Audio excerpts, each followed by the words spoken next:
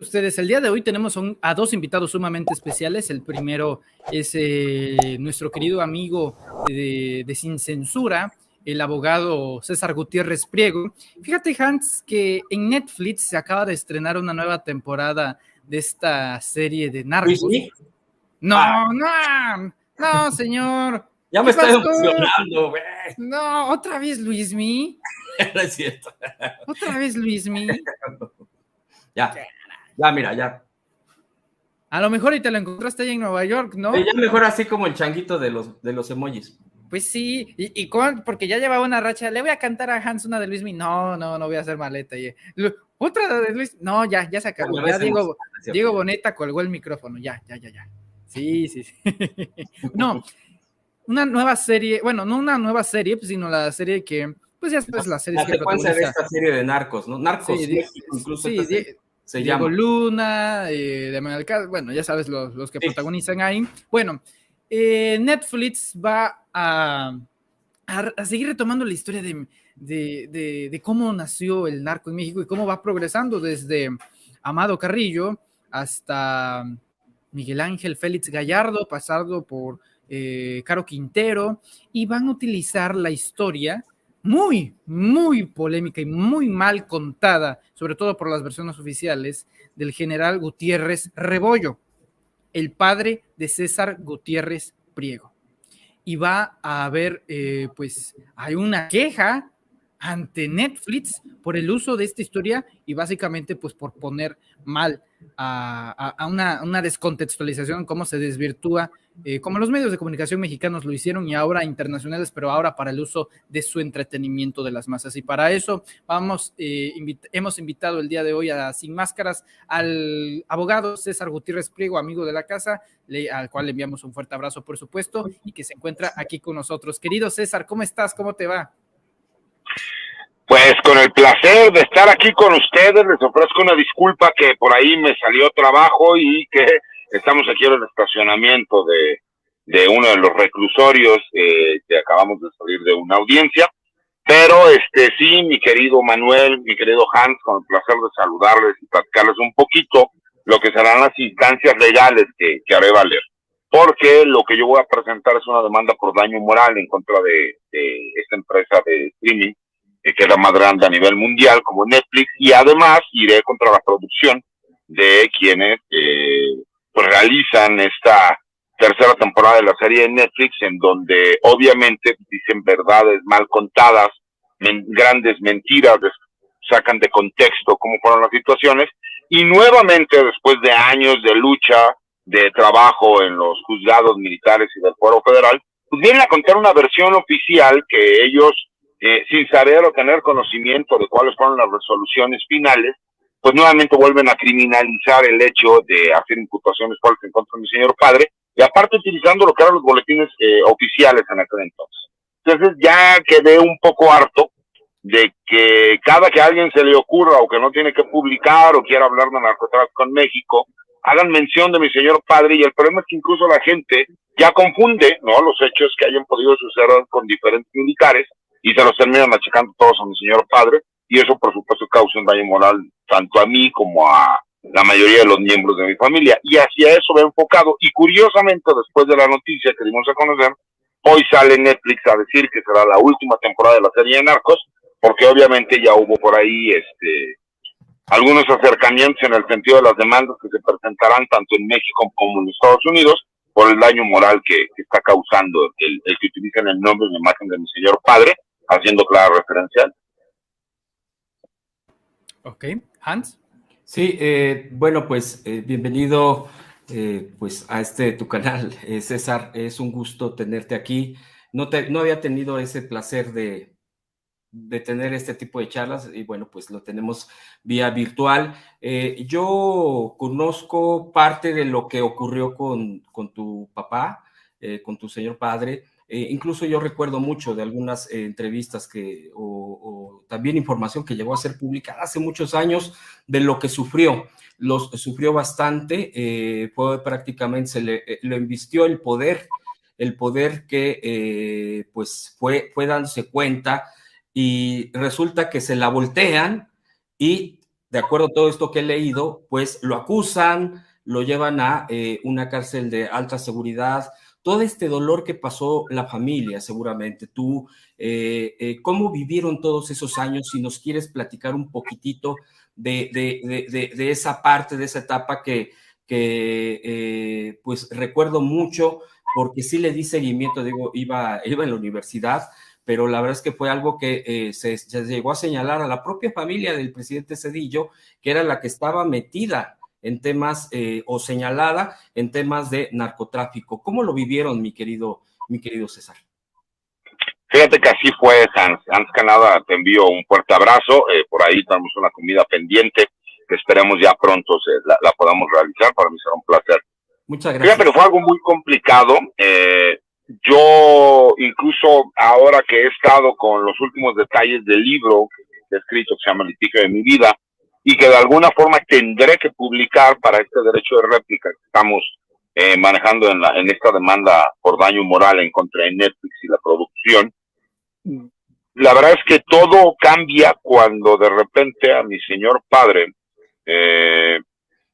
matan al candidato oficial, que era Luis Donaldo Colosio, porque él le había hecho la propuesta de que formara parte del gabinete como secretario de la Defensa Nacional. Para que la gente lo ubique medianamente cómo son las cosas, en el ejército, al igual que en cualquier partido político, por supuesto que existen grupos. Y estos grupos son grupos de poder, tienen que ver con los generales en el país, y que obviamente pues, tienen que ver también desde el origen de dónde son, si son tácticos, si son diplomados, si pertenecen al arma de caballería, a la infantería, a la artillería, en fin, no hay un sinnúmero de situaciones por ahí. Cuando pasa la muerte del candidato, obviamente mi padre no termina siendo secretario de la Defensa Nacional, queda el general Enrique Cervantes Aguirre, y a su vez él le ofrece a mi padre ser subsecretario de la Defensa. Mi padre le agradece la invitación y le hace el comentario de que él siempre ha preferido ser cabeza de ratón que cola de león. ¿Por qué? Porque le costaba trabajo a mi padre el hecho de la convivencia con los políticos y sin tener la realidad, la toma de decisiones en cuanto a todo que tenía que realizar. Posteriormente mi padre sigue como comandante de la Quinta Región Militar, que es la más grande en toda la República Mexicana y que abarcaba en aquel entonces 6 estados, y el día de hoy abarca 5 estados de la República en cuanto al trabajo que se tiene que realizar por parte del Ejército Mexicano. Cuando a mi señor padre en diciembre de 1996, el presidente de la República lo manda a llamar, la verdad es que mi padre ya estaba preparando más para el retiro, porque estaba próximo, tenía 42 años de servicio, estaba próximo a que el ISPAM lo alcanzara a los 45 años y pues realmente cuando llegan los 45 años te tienes que retirar, ¿no? 45 años de servicio. Se va mi padre a la Ciudad de México, regresa y nos dice que tiene que hablar con nosotros. Y nos hace el comentario de que el presidente de la República le había ordenado que sería el nuevo comisionado nacional del Instituto Nacional del Combate a las Drogas y que se le denominaba como el Plan Antidrogas Mexicano. Mi mamá no estuvo muy de acuerdo con la noticia, se puso a llorar, le dijo que iba a ser una situación muy peligrosa, que iba a ser muy complicada, así de por sí, siempre el estarnos cuidando, el no poder hacer absolutamente nada porque tenía que salir con los muchachos que se les denomina ayudantes, pero que en realidad son escoltas, y que era como que una situación muy complicada, que ella tenía miedo, que si ya no había sido secretario de la Defensa, mejor se retirara, etcétera. Pero ¿cómo le puedes decir eso a una persona que ha formado toda su vida dentro del ejército, perteneciente al arma de caballería, ¿no? De estos famosos dragones, que su lema es, pues casi primero muertos que rajados, ¿no? Y que, pues ser de caballería es nacer, vivir y morir siendo siempre de caballería. Entonces mi padre toma el reto y toma muy textual la orden del presidente de la República, donde le dice que el Instituto Nacional de Combate a las Drogas pertenece administrativamente a la PGR. En aquel entonces acaban de designar como Procurador General de la República Jorge Madrazo Cuellar, y le dicen que él iba a tener control total, capacidad de movimiento, que solamente pertenecería administrativamente a la PGR, y que de la Secretaría de la Defensa Nacional iba a poder utilizar todos los elementos y material que se necesitara y personal humano. Y que su consigna era venir a investigar a todos. Y cuando mi padre le preguntó al señor presidente a qué se refería a todos, le dijo, a todos es incluyendo al Procurador General de la República, al Secretario de la Defensa y a mí. Mi padre tomó muy textual la orden del señor presidente, y él ya traía las investigaciones que había realizado desde la Quinta Región Militar con este grupo de información que es un grupo de inteligencia que la verdad es que había dado excelentes resultados en más de 15 años. Cuando llega al Instituto Nacional de Combate a las Drogas, se da cuenta pues, que el instituto es una simulación para cumplir, ¿no?, con lo que en aquel entonces era la certificación que hacía el gobierno de los Estados Unidos y que posteriormente cambió por la iniciativa Mérida respecto a esta lucha contra el narcotráfico que hacían los países latinoamericanos, y en específico México y Colombia, que eran los lugares de donde salía la droga, y México quien la cruzaba, ¿no?, al ser vecino del sur, pero estamos en Norteamérica. Y ahí es donde mi padre inicia este trabajo de investigación, que ya tenía un antecedente desde la Quinta Región Militar, que ya había hecho el conocimiento del secretario de la Defensa Nacional, porque incluso desde que era candidato Ernesto Zedillo, yo he filtrado documentación, que lo pueden checar en Twitter, en donde hay informes de testigos, colaboradores, ahora se les llama, ¿no? En aquel entonces eran testigos protegidos o infiltrados que tenían en los grupos criminales gracias al trabajo de inteligencia, en donde se acusaba incluso a Líbano Sáenz de haber recibido dinero y vehículos de Amado Carrillo Fuentes para apoyar la candidatura de Ernesto Zedillo Ponce de León.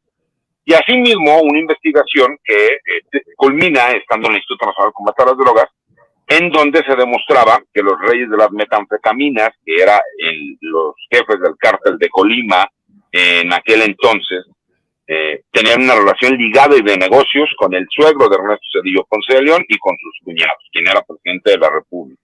Cuando mi padre da esta información, obviamente surge un problema con el secretario de Defensa Nacional, que además venía sumado al hecho de que las personas que vivieron en aquel entonces lo pueden recordar. Le costó mucho trabajo a Ernesto Zedillo, después de la crisis económica o el famoso error de diciembre, que fue conocido a nivel mundial como el efecto tequila, la gran devaluación que pasó en México y por la cual tuvimos que cambiarle 3 ceros porque fue espectacular y es la peor devaluación que ha existido en la historia de este país.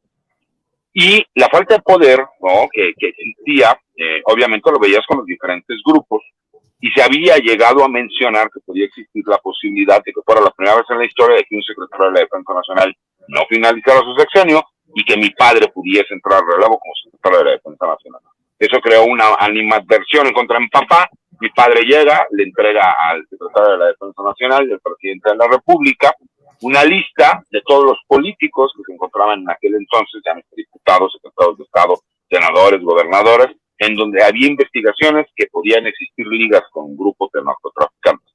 Obviamente no cayó bien la noticia, y posterior a eso, por supuesto, hay un pleito entre mi padre y el secretario de la Defensa Nacional, y de forma inmediata terminan inventando una historia donde dicen que su chofer habló por teléfono a un número telefónico que no existe, quedó comprobado en las causas penales, en donde decía que mi papá supuestamente vivía en un departamento que se lo había dado a Amado Carrillo Fuentes, que no tenía él el dinero para poder pagar la renta de ese departamento, y que se iniciara una investigación. Y tan ágil que fueron las investigaciones en México, que eso fue en teoría supuestamente a las 10 de la mañana, y para las 6 de la tarde ya habían hecho toda una investigación y terminan haciendo una detención de mi señor padre. Eso fue el boletín oficial. La realidad fue que mi señor padre sale en la madrugada de la casa en donde estábamos viviendo, va a la Secretaría de la Defensa Nacional y tiene un conflicto fuerte con el general Enrique Cervantes Aguirre, porque mi padre estaba realizando investigaciones en donde se involucraban a otros generales que eran cercanos a este grupo de Enrique Cervantes Aguirre, que estaban ligados con narcotraficantes y que años después fueron imputados y acusados de estos delitos, ¿no? Y ahí se arma un pleito, ¿no?, en donde mi señor padre se dice que supuestamente le da un infarto, que se enferma, y que por eso, por cuestiones de seguridad nacional, lo tuvieron que llevar al Hospital Central Militar, cuando es completamente falso, sino que lo llevaron en calidad de arrestado en lo que platicaban con el presidente y saber qué es lo que iba a pasar. Pero mientras sucedía eso, a nosotros ya nos habían dado la noticia de que supuestamente mi padre había fallecido en un enfrentamiento con los Arellano Félix, allá en el estado de Baja California, en la ciudad de Tijuana. La verdad es que lo dudamos, pero no era algo que fuera poco creíble, ya que mi padre era de los que le gustaba personalmente ir a supervisar los operativos que se llevaban a cabo, y la movilidad de cómo se tenían que hacer las cosas. Y se les filtró por parte de la misma Secretaría de la Defensa Nacional, no puedo decir el nombre porque sería ponerlo en riesgo, pero una persona que estaba ahí en la ayudantía de la Secretaría de la Defensa Nacional nos dijo que todo era una mentira, que tuviéramos cuidado, que a mi padre lo querían matar y que lo tenían en el Hospital Central Militar. Y ahí fuimos, yo me movilizo, busco a mi medio hermana Teresa, que es la mayor, y le digo, hay este problema, nos vamos al estado de Morelos, a la ciudad de Juanacatepec, Morelos, y buscamos al exsecretario de Defensa Nacional, el general Antonio Rivielo. Y le decimos lo que está sucediendo, el general Rivielo, que acaba de dejar de ser, tenía menos de 2 años de haber sido secretario de la Defensa Nacional, se va con nosotros, con su escolta, ingresa al Hospital Central Militar y se da cuenta que mi señor padre está vivo. Y entonces cambia toda la historia, y de ahí a nosotros, a mí me tocó que me secuestraran, me tocó que me torturaran, tenían que declarar en contra de mi señor padre. Lo mismo hicieron con los elementos del grupo de información que trabajaban en el Instituto Nacional contra las Drogas, que venían del Ejército Mexicano comisionados. Y solamente hubo 2 capitanes que aguantaron las torturas y que no estuvieron dispuestos a declarar en contra de mi señor padre, a quienes los terminan acusando supuestamente de delincuencia organizada. Y fue el primer acusado al que se le aplicó la Ley Federal contra la Delincuencia Organizada, porque no existía hasta diciembre del año anterior ese delito como tal en México. Entonces primero acusaron a mi padre que a los narcotraficantes. Y ahí es donde inicia, mi querido Han, toda una historia de vejaciones, mentiras, boletines de prensa que toda la prensa, que ahora sabemos y conocemos que es chayotera, replicaban y que hacían mofa e inventaban historias en donde hablaban de cantidades multimillonarias, te hablaban de diferentes operativos, de cientos de propiedades, y entonces pintaron una historia completamente distinta que durante más de 15 años me traté, o sea, demostré que no solo era falsa, sino que pude demostrar la inocencia de mi señor padre, y que para cuando vemos situaciones como esta, pues por supuesto que causa mucha molestia, porque la gente confunde y sigue sin entender realmente qué pasó. Y como yo lo he dicho, ¿no? Yo he sido amenazado de muerte en muchas ocasiones por decir exactamente las cosas como son. La familia de quien era presidente de México, Ernesto Cedillo Ponce de León, están relacionados con narcotraficantes, que eran los Amezcua Contreras, y para que la gente lo ubique, ese cartel de Colima, parte de ese cartel de Colima, el día de hoy es el cártel Jalisco Nueva Generación, para que la gente ubique de lo que estamos hablando. Querido César, ¿cuál es la parte que está tomando Netflix de toda esta historia muy sintetizada, por cierto, porque en varias matices y profundidades todavía, que está tomando Netflix para pues dañar la honorabilidad de tu padre? Mira, en primer lugar está utilizando el nombre completo de mi padre, lo está llamando Jesús Héctor Rebollo, y mi padre es Jesús Héctor Gutiérrez Rebollo, pero hace clara referencia a él, de las características físicas. Sí muestra, por ejemplo, te lo digo porque he tenido que estar viendo la serie, sí muestra el hecho de que mi padre es el único que detuvo a Amado Carrillo Fuentes, con todo y que todos los demás han querido siempre adornarse, ¿no? Escuchamos a un Javier Cuello Trejo, donde dice, yo fui quien detuvo a Amado Carrillo, y ya después, bueno, en su libro ahora dice que, bueno, que no fue él, que fue la Secretaría de la Defensa Nacional, y que fue el general Antonio Rivielo Bazán quien se lo entregó, cuando yo sé la realidad de la historia, que quien se lo entrega fue mi señor padre. Pero bueno, todo ese tipo de especificaciones, ¿no? Como que me gusta ser muy claro, porque todo lo que yo digo, siempre lo he mencionado, a mí no me crean, yo tengo documentos y forma de demostrar todo lo que yo he dicho, porque yo sé que me podrían demandar, no por un daño moral, por una difamación o cometer un delito. Yo soy cuidadoso en este tipo de cosas. Pero inventan esta historia de cómo se da, si bien es cierto mi padre tiene Amado Carrillo, también tengo que reconocer que mi padre era una persona de tácticas ilegales, ¿no? Y que a lo mejor no respetaba los derechos humanos porque en México no entendíamos si iniciaban o no existía siquiera los derechos humanos, ¿no? Fue con años posteriores que se empezó a dar. Y por supuesto que mencionan que supuestamente lo detienen con droga y que queman el dinero y la droga que se está llevando. Y sí existió un hecho de ese estilo, pero no como lo menciona la serie, ¿no? Fue cuando después de que mi padre ya había detenido a este personaje llamado Carrillo Fuentes y que lo tuvo retenido de forma ilegal para sacar la información por medio de la tortura, tengo que reconocerlo, ¿no? Porque está así plasmado en la causa penal, en donde a mi padre le llevan dinero un personaje político, y mi padre, cuando lo ve, lo quema enfrente del narcotraficante y de este político, y detienen también al político. Te puse un ejemplo sencillo para ir avanzando a los demás puntos. Cuando la gente no conoce cómo fue la historia, desde cómo se da el operativo en donde, en esta discoteca El Cristín, ¿no? El Güero Palma y el Chapo Guzmán, porque aparte ya meten al Chapo Guzmán cuando en la realidad fue el Güero Palma quien hace el operativo para tratar de matar a Benjamín y a Ramón Arellano Félix. Manejan que posterior a eso, mi padre lo convierte en comisionado del Instituto Nacional de Combate a las Drogas, cuando es falso. Entonces la gente tiene una falsa percepción de que muchos hechos que sucedieron en otras situaciones, con otros militares, se lo quieren achacar a mi señor padre.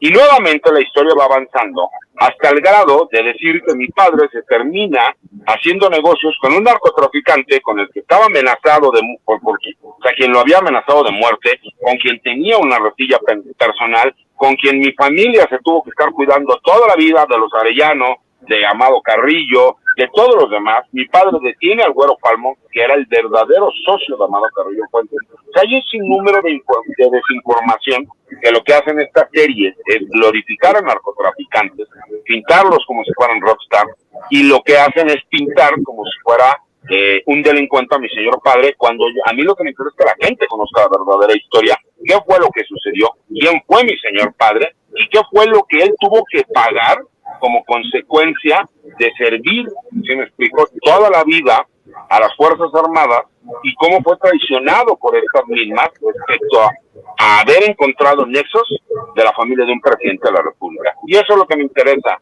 querido Manuel. ¿Qué situación tan difícil? Bueno, no sé, Manu, ¿qué quieras comentar? No, adelante, querido Hans. Yo traté de darle seguimiento en esos años e incluso con Manuel, todavía que nos vimos con lo del maratón en agosto, hablábamos de ti, César. Y él me platicaba quién eras. O sea, te ubicaba por Sin Censura, pero no, es que él es su papá. Yo, ¿en serio? O sea, porque seguí el caso y a mí me pareció sumamente doloroso todo lo que sufrió la familia, ustedes, por eso les preguntaba, y que haya dado la vida por la institución, por un trabajo muy delicado, y que haya aceptado ese reto, ¿no? En ese entonces sigue siendo un reto tremendo, pero la pregunta es, en todo esto, la gente que conocía a tu papá en el propio ejército, y que sabía de qué calidad era tu padre, ¿hubo expresiones, digo, en corto, de apoyo, o cómo vivieron esa parte, si es que nos puedes platicar un poquito? Mira, te explico algo rápido, Hans. Hice un muy pequeño resumen de muchas cosas en donde hay un mundo de situaciones que sucedieron. Yo te puedo decir que yo pensé que a mí me iban a matar cuando me secuestra este personal del GAFE, del alto mando, y que me llevan a las instalaciones de la Policía Judicial Federal Militar. Yo pensé que me iban a matar.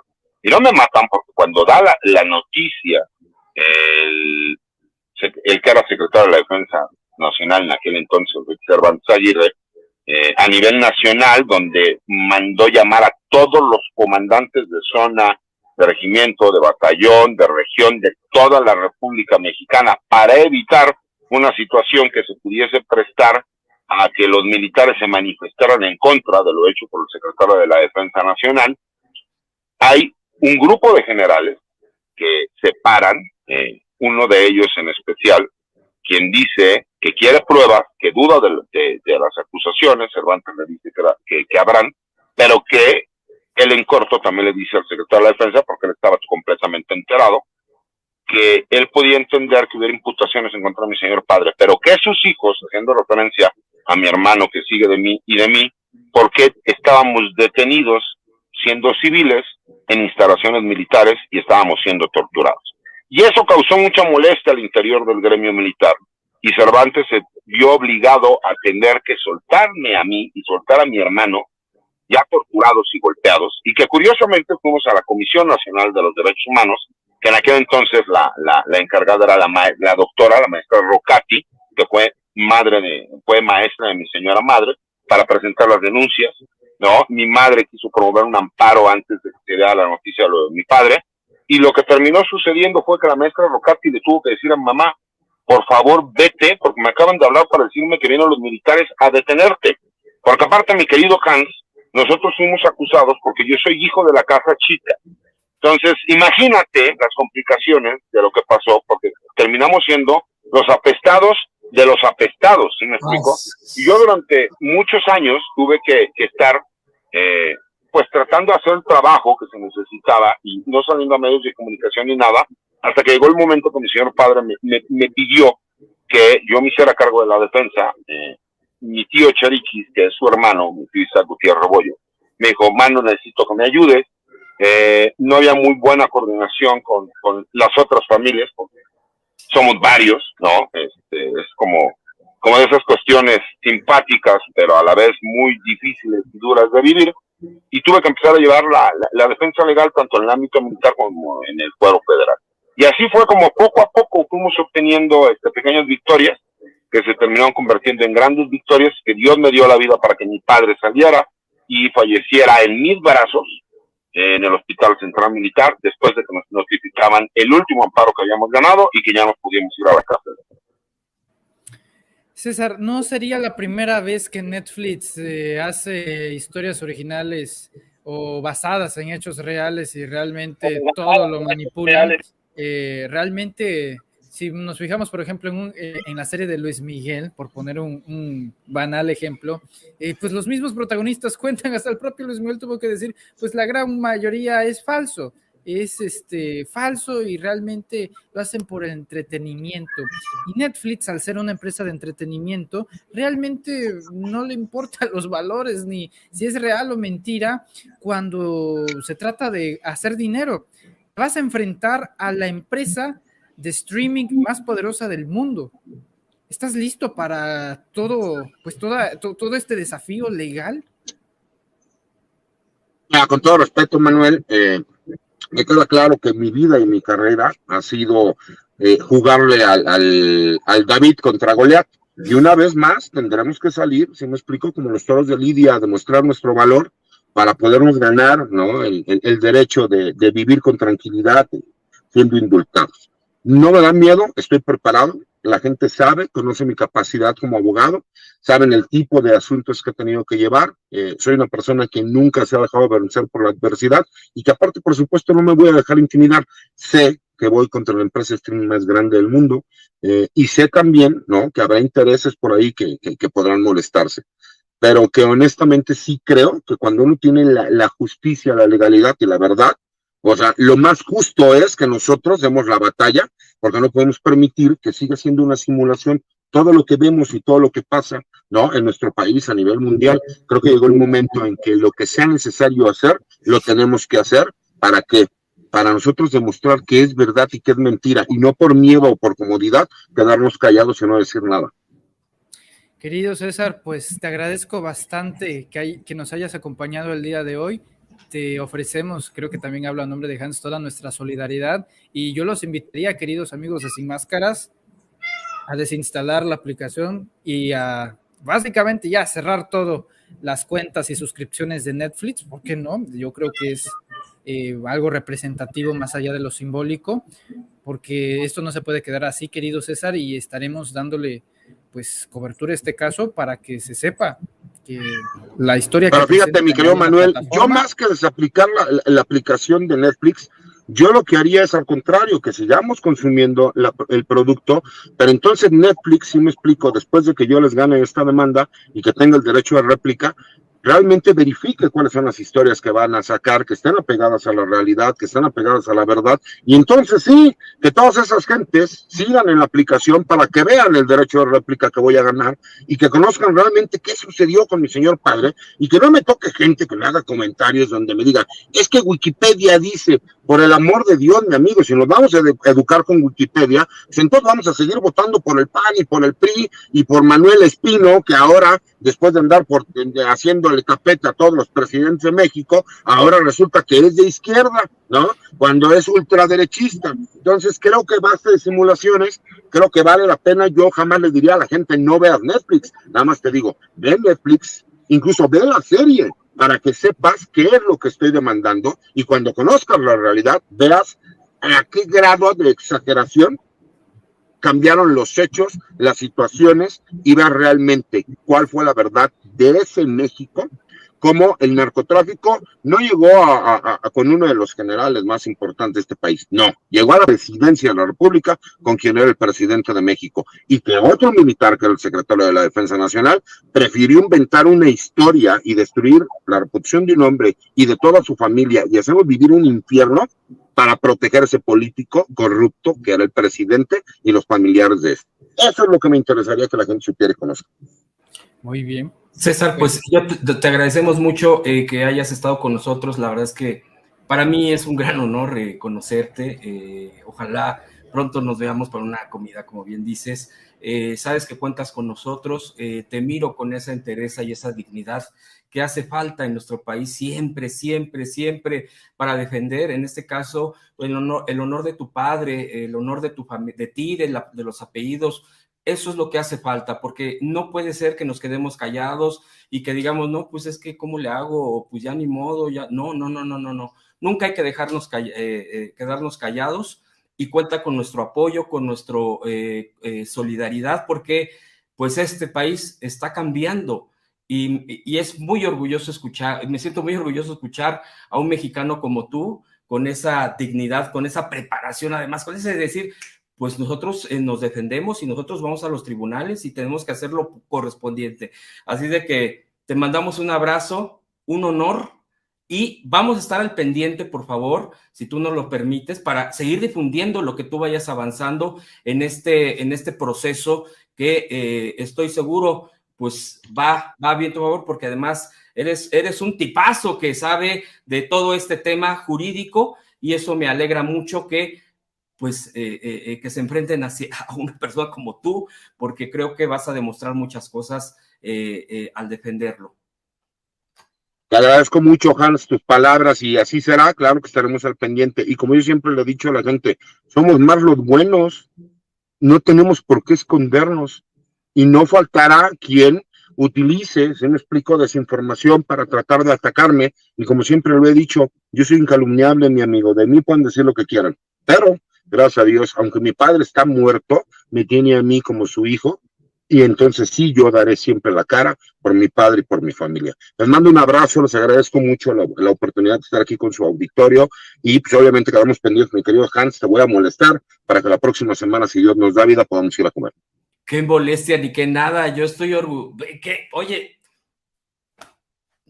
totalmente agradecido, mi querido César, qué orgulloso tu papá de estar desde donde te quiera, desde donde te esté viendo, ha de decir, mi hijo, así es de que estoy al pendiente, mi querido César. Muchas gracias, Hans Manuel.